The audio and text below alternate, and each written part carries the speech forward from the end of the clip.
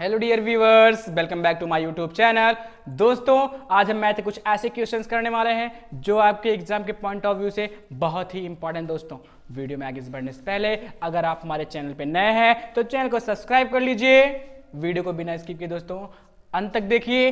अगर वीडियो अच्छी लगी दोस्तों तो लाइक करिए, कमेंट करिए और शेयर कर दीजिए, जिससे कि वे बच्चे जो इस बार बोर्ड की परीक्षा में अपीयर करने वाले हैं वो अपनी परीक्षा की अच्छी तैयारी कर सके और अच्छे मार्क्स स्कोर कर सके। दोस्तों चलिए दोस्तों स्टार्ट करते हैं। दोस्तों हमारा प्रश्न है स्टैटिक से। देखिए क्वेश्चन क्या है कि यदि नीचे दिए गए हुए बंटन का माध्यक 28.5 हो तो x और y का मान ज्ञात कीजिए। दोस्तों एक बारंबारता बंटन दिया है, एक फ्रीक्वेंसी डिस्ट्रीब्यूशन दिया है जिसके लिए माध्यक दिया है। उस सारणी में बारंबारता के पदों में कुछ x और y के टर्म में कुछ बारंबारताएं हैं, उन्हीं का आपको मान ज्ञात करना। दोस्तों आइए देखते हैं। यदि नीचे दिए हुए बंटन का माध्यक दोस्तों कितना है 28.5 है तो x और y के मान ज्ञात कीजिए। माध्यक दोस्तों, माध्यक का मतलब माध्यिका। दोस्तों माध्यिका मतलब माध्यिका होता है। माध्यिका 28.5 दिया है। एक डाटा दिया गया है, एक फ्रीक्वेंसी डिस्ट्रीब्यूशन दिया गया है जिसके लिए माध्यक 28.5 है। वो डाटा क्या है कि 0 से 10 फ्रीक्वेंसी कितनी 5, 10 से 20 फ्रीक्वेंसी कितनी x, 20 से 30 की फ्रीक्वेंसी 20, 30 से 40 फ्रीक्वेंसी 15, 40 से 50 फ्रीक्वेंसी y और 50 से 60 फ्रीक्वेंसी 5। इनका योग, बारंबारताओं का योग, सम ऑफ टोटल फ्रीक्वेंसी कितना है दोस्तों 60 है। और इस डाटा से जो आपको माध्यक प्राप्त होता है वो कितना दिया है दोस्तों 28.5 दिया है। माध्यक दोस्तों, माध्यक क्या होता है? किसी भी वर्गीकृत डाटा से माध्यक निकालने का फॉर्मूला क्या होता है दोस्तों? माध्यक बराबर होता है L plus n/2 minus CF upon F into H। दोस्तों किसी भी वर्गीकृत डाटा है दोस्तों, ये क्लासिफाइड है। इससे किसी भी वर्गीकृत आंकड़ों से माध्यक निकालने के लिए फॉर्मूला क्या होता है? L plus n/2 minus CF upon F into H। यल क्या है दोस्तों? यल क्या है दोस्तों? माध्यक वर्ग की निम्नतम सीमा। मैं आपको टर्म बता दे रहा हूं, जो फॉर्मूले में टर्म यूज होते हैं। माध्यक बराबर L plus n/2 minus CF upon F into H। मैं जो टर्म यूज हुए हैं मैं उनके बारे में बता दूं आपको। यल क्या होता है दोस्तों?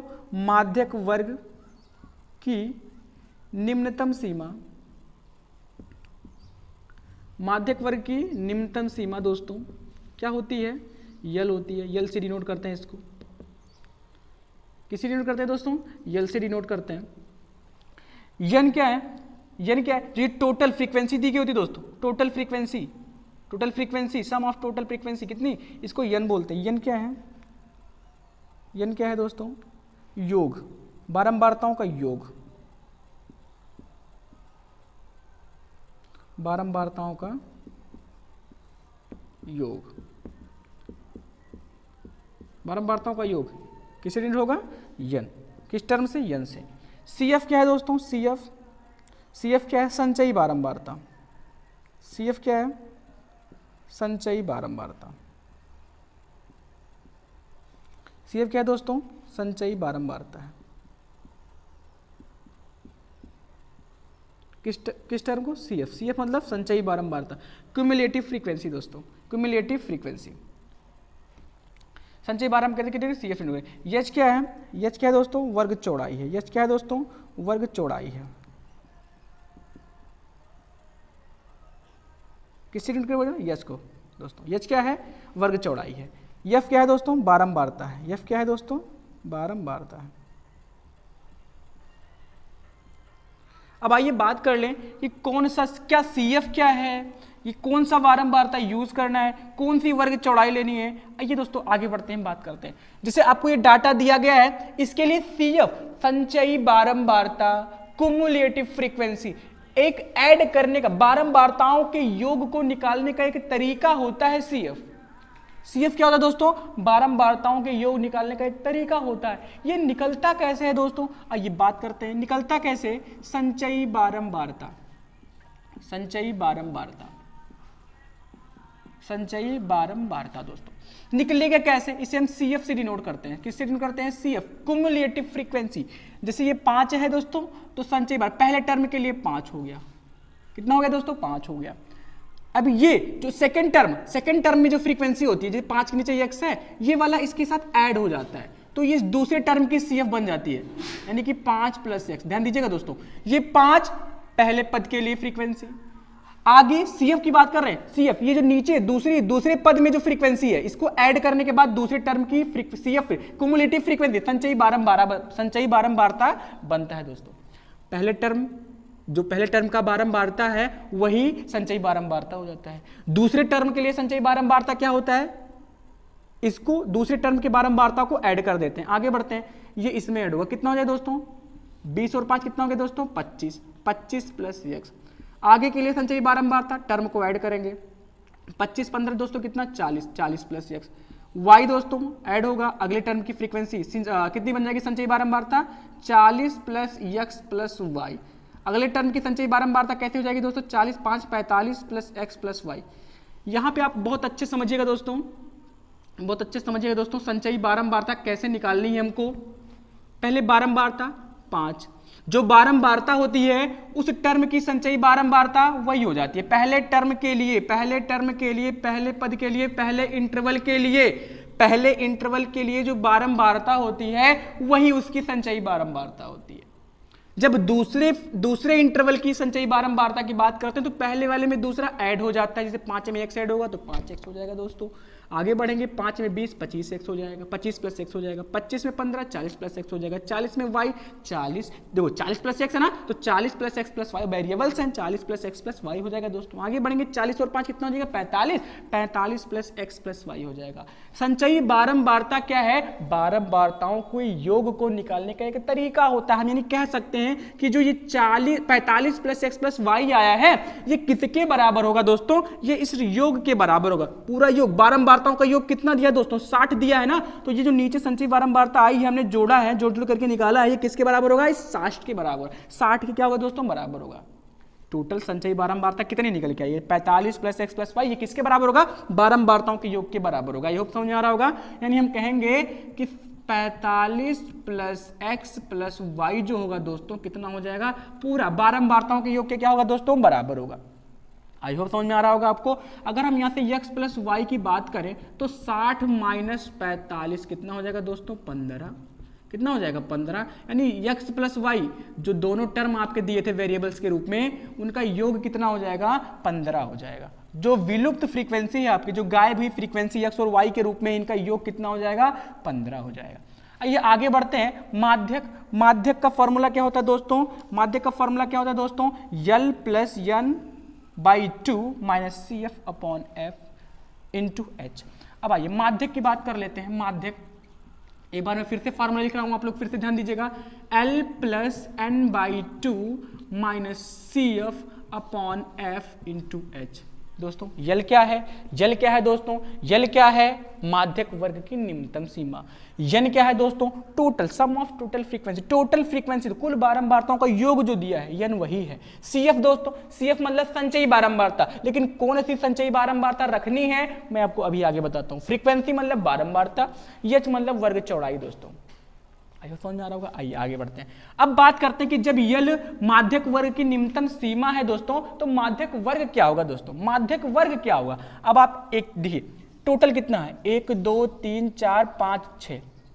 टोटल इंटरवल्स कितने हैं? 1 2 3 4 5 6। 6 टर्म में है, 1 2 3 4 5 6 हैं। अब आपको कौन सा माध्यक वर्ग लेना है दोस्तों? 3 3 6 होते हैं, लास्ट के 3 छोड़ दीजिए। लास्ट के 3 क्या कर देना है? छोड़ देना है। ऊपर से जो तीसरे पे होगा, 6 टर्म है ना, कितने टर्म है? 6 टर्म है। नीचे से 3 छोड़ दीजिए, ऊपर से गिनने पर जो तीसरे पर होगा वही क्या हो जाएगा दोस्तों? वही आपका माध्यक वर्ग हो जाएगा। क्या हो जाएगा? वही माध्यक वर्ग हो जाएगा। अब बात आती है कि अगर 7 टर्म हो तो कितना हो जाएगा? अगर 7 पद हो, 7 टर्म हो, तब क्या हो जाएगा? तो बस बात करना है, 3 ऊपर छोड़ दिए, 3 नीचे, जो मध्य में वही माध्यिका वाला वर्ग हो जाएगा। समझ में आ रहा है? 3 ऊपर छोड़ दीजिए, 3 नीचे छोड़ दीजिए, चौथे पे जो होगा वही आपका क्या हो जाएगा दोस्तों? माध्यक वर्ग हो जाएगा। विषम में तो आप निकाल सकते हो, अगर 9 टर्म है तो 4 ऊपर छोड़िए, 4 नीचे, जो 5वें पे होगा वही आपका माध्यक वर्ग हो जाएगा। 8 है तो लेकिन हाँ देखिए 8, देखिए 8 में 4 नीचे छोड़ दिए, ऊपर से जो चौथे पे होगा वही आपका माध्यक वर्ग हो जाएगा। जैसे कि इसमें 6 है, 1 2 3 4 5 6 है ना दोस्तों, 3 नीचे छोड़ दीजिए, ऊपर से गिनने पे जो तीसरे पे होगा वही आपका क्या हो जाएगा, माध्यक वर्ग। यानी हम कहेंगे कि माध्यक वर्ग हमारा क्या बन गया दोस्तों, माध्यक वर्ग क्या बन गया दोस्तों, माध्यक वर्ग क्या बन गया 20, सॉरी देखिए हाँ 20 से 30, 20 से 30 बन गया दोस्तों, माध्यक वर्ग क्या बन गया 20 से 30। आई होप समझ में आ रहा होगा, माध्यक वर्ग क्या बन गया दोस्तों 20 से 30 बन गया।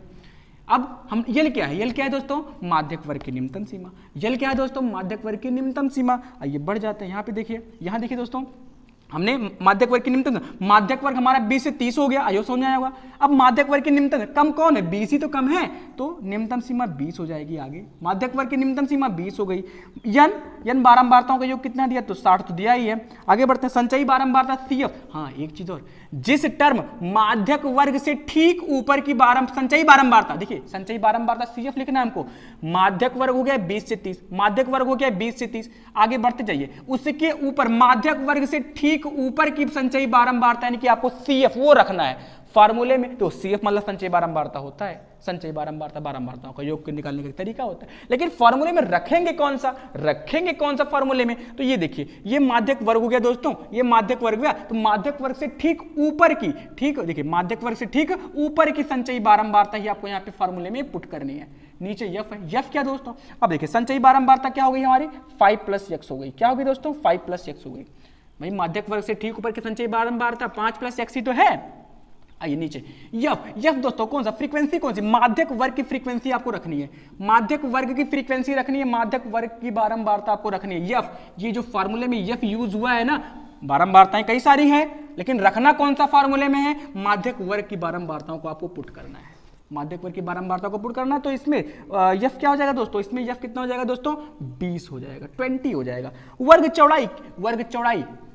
वर्ग चौड़ाई दोस्तों, माध्यक वर्ग में कितने का गैप है, पूरा देख लो, 0 से 10, 10 से 20, कितने का गैपिंग है, कितने चौड़ाई है, 10 की तो है भाई, 0 से 10, 10 से 20, कितने गैप है 10, तो यही आपका क्या हो जाएगा वर्ग चौड़ाई हो जाएगा दोस्तों। ये क्या हो जाएगा वर्ग चौड़ाई h बराबर 10, सारे टर्म मिल गए ना।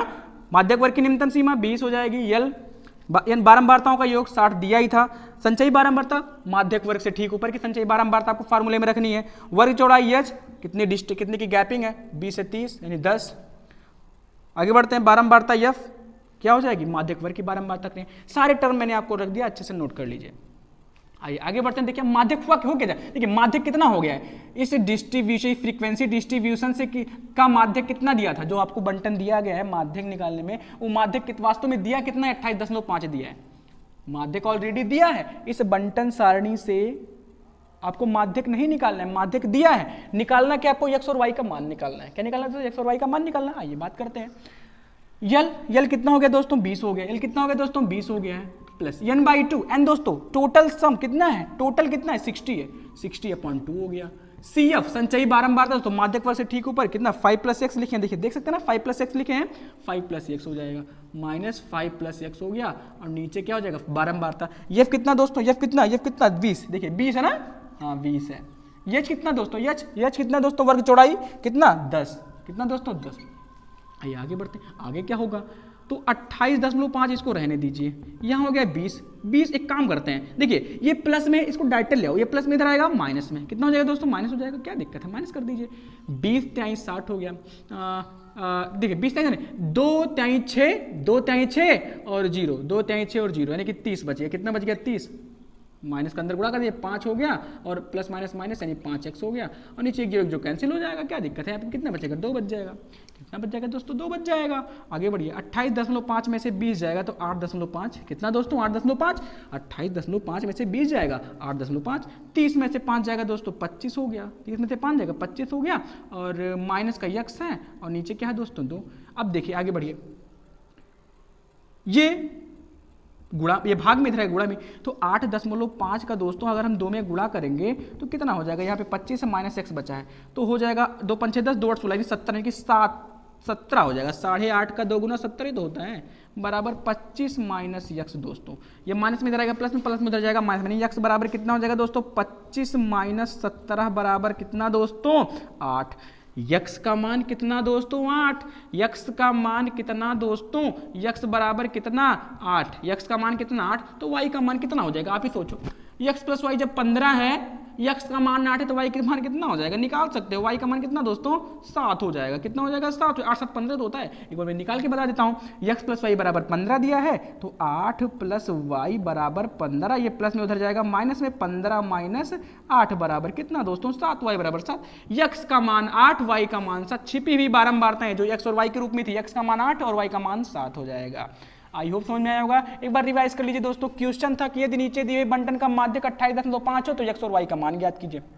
देखिए अंतराल दिया था 0 से 10, बारंबारता 5, 10 से 20 x, 20 से 30 20, 30 से 40 15, 40 से 50 y और 50 से 60 15 और बारंबारताओं का योग 60 दिया दोस्तों। माध्यक दिया है, छिपी हुई बारंबारता x और y के रूप में, वही निकालना था। आगे बढ़ेंगे दोस्तों। माध्यक का फॉर्मूला क्या होता है, L plus n/2 minus CF upon F into H होता है दोस्तों।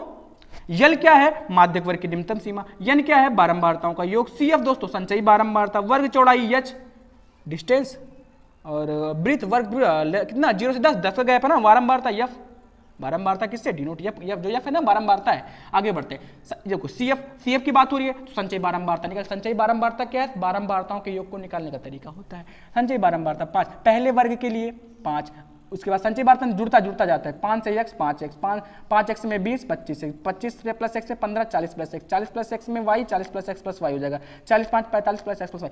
देखिए ये जो लास्ट में संचयी बारंबारता कुल मिला है ना, ये किसके बराबर होगा, 60 के बराबर। हमने योग ही तो निकाला है, क्या देखा, योग ही तो निकालना है, तो ये किसके बराबर होगा, 60 के बराबर होगा। 40 प्लस x प्लस y बराबर 60, x प्लस y बराबर 15, यानी हमको पता चलेगा जो छिपी हुई बारंबारता है उनका योग कितना होगा, 15 होगा। आइए अपने काम पे आ जाइए।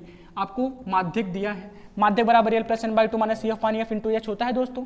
माध्यक कितना दिया 28.5। यल क्या है दोस्तों, माध्यक वर्ग की निम्नतम से माध्यक वर्ग पता करेंगे। नीचे कितना 6 है ना, कितने टर्म है ये 6 है, 3 नीचे छोड़ दीजिए, ऊपर जो तीसरे पे ले लीजिए उसको, वही माध्यक वर्ग हो जाएगा आपका। 20 से 30 माध्यक वर्ग की निम्नतम सीमा 20, माध्यक वर्ग है 20 से 30, यल निम्नतम सीमा यानी कि 20। यन दोस्तों योग कितना 60 है। CF दोस्तों माध्यक वर्ग से ठीक ऊपर की संचयी बारंबारता CF हो जाएगी। F दोस्तों फ्रीक्वेंसी माध्यक वर्ग की बारंबारता 20 यानी कि F हो गया। और ये वर्ग चौड़ाई 10 का ही तो गैप है, 0 से 10, 10 से 20, 10 हो गया। आगे बढ़ते हैं। ये प्लस में था, इधर आएगा माइनस, 28.5 में से 20 जाएगा 8.5 हो जाएगा दोस्तों।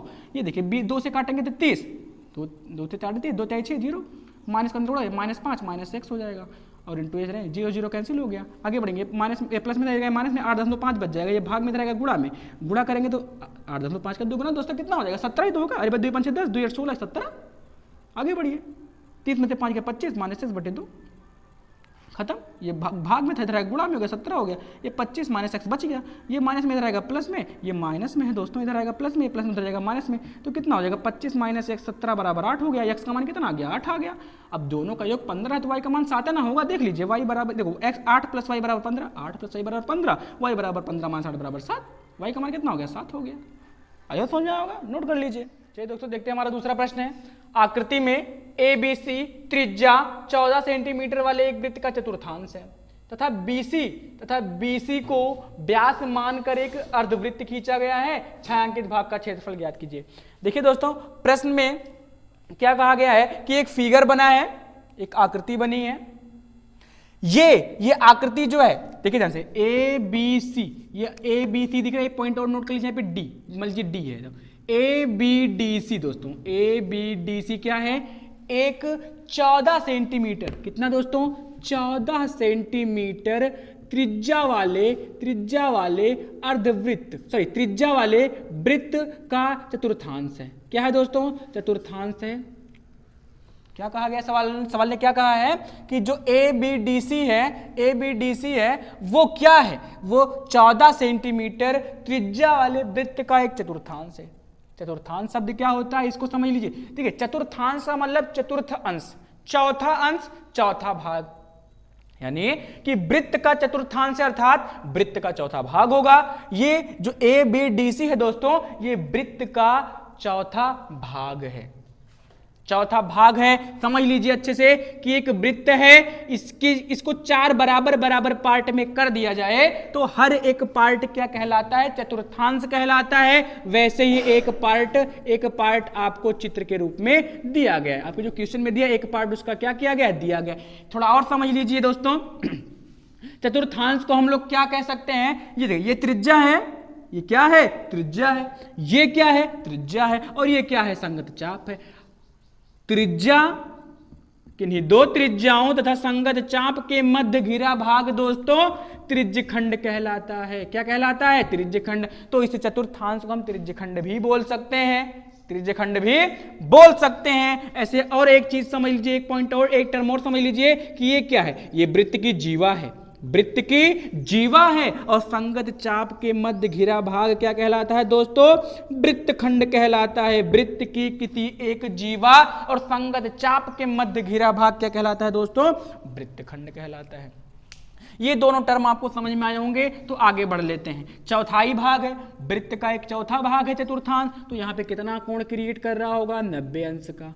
कितना कोण बना रहा होगा? 90 अंश का। समझ में आ रहा है? अब छायांकित देखिए, फिर आगे क्या क्या आगे, बीसी को व्यास मानकर, बीसी को, इस जो बीसी है, ये जो पार्ट आपका बीसी है, इसको व्यास मानकर, एक व्यास मानकर एक अर्धवृत्त खींच लिया गया दोस्तों। क्या खींच लिया गया है? एक अर्धवृत्त, एक अर्धवृत्त खींचा गया है। बीसी को व्यास मानकर एक अर्धवृत्त खींच लिया गया है और उसका कुछ पार्ट क्या कर दिया गया है? शेड कर दिया गया है, छायांकित कर दिया गया है। तो वही आपसे पूछ रहा है कि छायांकित भाग का क्षेत्रफल क्या होगा। अब आप दिमाग दौड़ाओगे, कहोगे सर जो छायांकित भाग है वो अर्धवृत्त में है। छायांकित भाग कहाँ है? अर्धवृत्त में है। तो क्यों ना अर्धवृत्त में से इस बीडीसी को घटा दें, बीडीसी वाले पार्ट को घटा दें, छोटे पार्ट को घटा दें, तो क्या छायांकित भाग मिल नहीं जाएगा? जी हाँ, बिल्कुल मिल जाएगा। इस अर्धवृत्त में से अगर हम बीडीसी पार्ट को घटा दें, हमें छायांकित भाग का शेडेड पोर्शन का, आपको छायांकित भाग का क्षेत्रफल मिल जाएगा। लेकिन ये असल में भाग क्या है, ये कैसे निकलेगा, ये महत्वपूर्ण है दोस्तों, ये इंपॉर्टेंट है। ये देखिए, ये वृत्त अगर ऐसे घुमा दोगे तो वृत्त हो जाएगा, वृत्त बन जाएगा। तो वृत्त के लिए ये क्या होगी दोस्तों? जीवा होगी। क्या होगी? जीवा होगी। जीवा होगी दोस्तों, जीवा होगी। और जीवा और चाप के मध्य घिरा भाग, जीवा और चाप के मध्य घिरा भाग दोस्तों वृत्तखंड कहलाता है। मैंने अभी आपको समझाया। तो हम कहेंगे कि जो बीडीसी है वृत्तखंड है, वृत्त के लिए, इस चतुर्थांश के लिए भी वृत्तखंड ही होगा।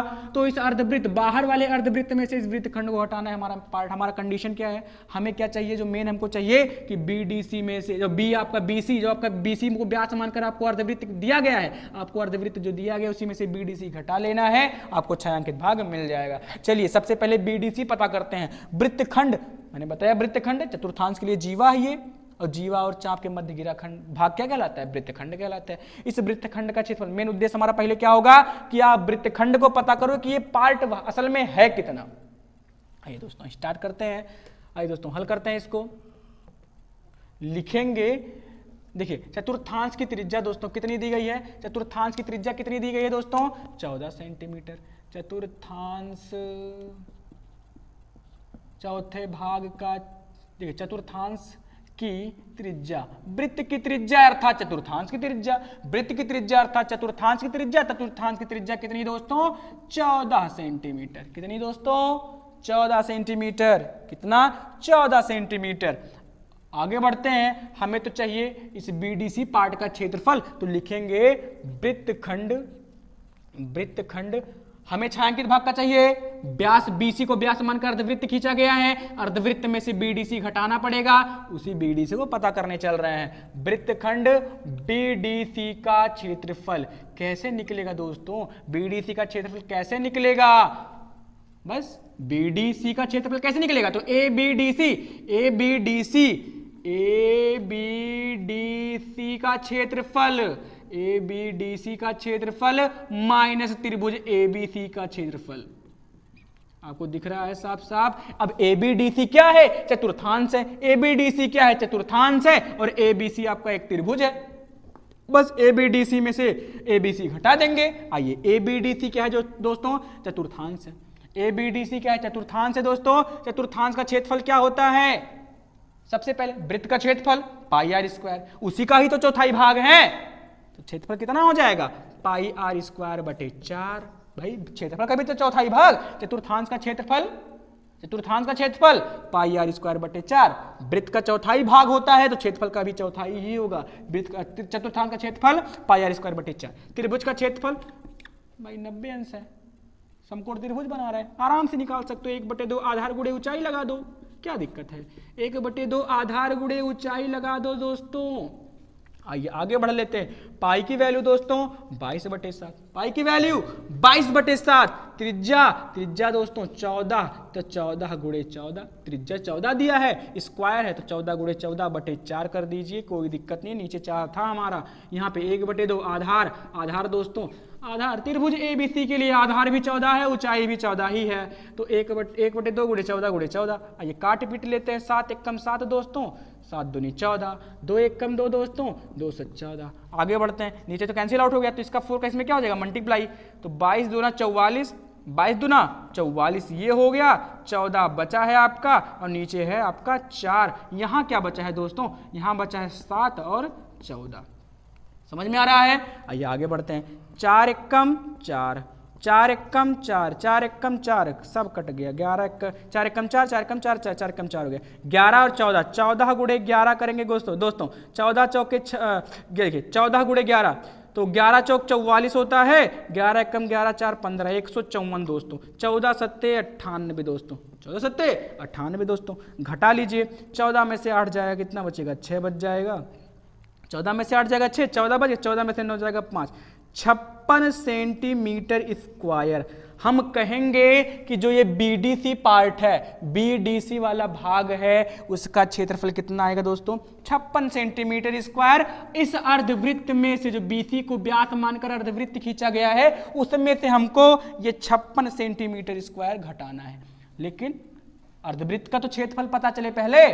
आइए दोस्तों, अर्धवृत्त का क्षेत्रफल कैसे पता चलेगा, अर्धवृत्त का क्षेत्रफल कैसे पता चलेगा दोस्तों, उसके लिए हमको व्यास चाहिए, व्यास का आधा त्रिज्या चाहिए, ये व्यास है ना, पहले उसको पता करो। ये कैसे निकालोगे, अब देखो दोस्तों, त्रिभुज ABC में देखिए, त्रिभुज ABC में दोस्तों, त्रिभुज ABC में दोस्तों ये 90 डिग्री बना रहा है, तो BC का स्क्वायर बराबर दोस्तों AB square plus AC square, Pythagoras प्रमेय, कर्ण स्क्वायर बराबर लंब स्क्वायर प्लस आधार स्क्वायर। समकोण त्रिभुज की 2 भुजाएं पता हो तो तीसरी भुजा आराम से निकाल सकते हो, कर्ण स्क्वायर बराबर लंब स्क्वायर प्लस आधार स्क्वायर से। BC आपका क्या है दोस्तों, कर्ण है, AB 14 का स्क्वायर, AC 14 का स्क्वायर, BC स्क्वायर बराबर दोस्तों 14 का स्क्वायर 196 दोस्तों, यहां भी 196 दोस्तों, 196 2 बार हो गया, स्मार्ट वर्क कर लो, 196 गुणे 2 भी तो लिख सकते हैं, 2 बार है।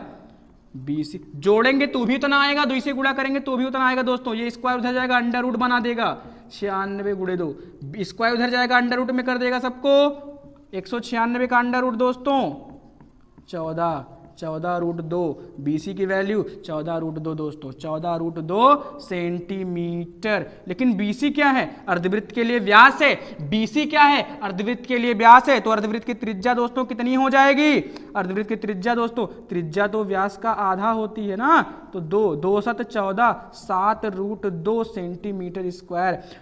अर्धवृत्त की त्रिज्या दोस्तों 7 रूट 2 सेंटीमीटर, 7 रूट 2 सेंटीमीटर। त्रिज्या पता चल गया ना, त्रिज्या पता चल गया दोस्तों, त्रिज्या पता चल गया 7 रूट 2, बहुत ही आसान हो गया। बस लिखेंगे अतः छायांकित भाग का क्षेत्रफल, अतः छायांकित भाग का क्षेत्रफल दोस्तों क्या हो जाएगा, अर्धवृत्त का क्षेत्रफल, अर्धवृत्त का क्षेत्रफल जो BC को व्यास मानकर बनाया गया था, अर्धवृत्त का क्षेत्रफल माइनस BDC भाग का क्षेत्रफल। समझ में आ रहा है भाई, छायांकित भाग अर्धवृत्त में ही तो है, तो अर्धवृत्त में से BDC भाग का क्षेत्रफल घटा देंगे। BDC के हम लोग निकाल चुके हैं, BDC कितना निकाले हैं, 56 सेंटीमीटर स्क्वायर है अर्धवृत्त का क्षेत्रफल। अर्धवृत्त आधा वृत्त, एक वृत्त का पाई आर स्क्वायर होता है, तो अर्धवृत्त का आधे वृत्त का पाई आर स्क्वायर बटे 2 हो जाएगा, पाई आर स्क्वायर बटे 2 दोस्तों, माइनस BDC का भाग, BDC भाग का कितना है, 56 है, BDC भाग का क्षेत्रफल 56 आया है दोस्तों, 56 सेंटीमीटर। आइए आगे बढ़ते हैं, 22 बटे 7, पाई की वैल्यू 22 बटे 7 दोस्तों, त्रिज्या कितनी दोस्तों, त्रिज्या कितनी दोस्तों, 7 रूट 2 का square, 7 root 2 into 7 root 2 square हो गया, और नीचे दोस्तों ये 2 मल्टीप्लाई हो जाएगा, कितना हो जाएगा, 2 आ जाएगा ऊपर की तरफ, -56 हो गया आपका, ये माइनस का 56 हो गया, 7 से 7 कैंसिल, 2 1 कम 2, 11 दूनी 22 हो गया, बचा क्या 11, यहाँ बचा 11, 11 बच गया आपका 11, ये 7 है, 7 तो बचा ही है इंटू में, 7 बचा ही इंटू में, √2 इंटू √2 केवल 2 हो जाएगा भाई, √2 इंटू √2 √4 की वैल्यू 2 हो जाएगी। 11 सते 77 दूना कितना दोस्तों, 11 सते 77 दूना दोस्तों 154 माइनस 56 घटा देंगे कितना आएगा दोस्तों 98 सेंटीमीटर स्क्वायर। कितना आएगा दोस्तों 98 सेंटीमीटर स्क्वायर। कितना आएगा दोस्तों 98 सेंटीमीटर स्क्वायर। यही हो जाएगा आपका छायांकित भाग का क्षेत्रफल। चेक कर लीजिए एक बार, आप लोग नोट कर लीजिए, आई होप समझ में आया होगा, नोट कर लीजिए।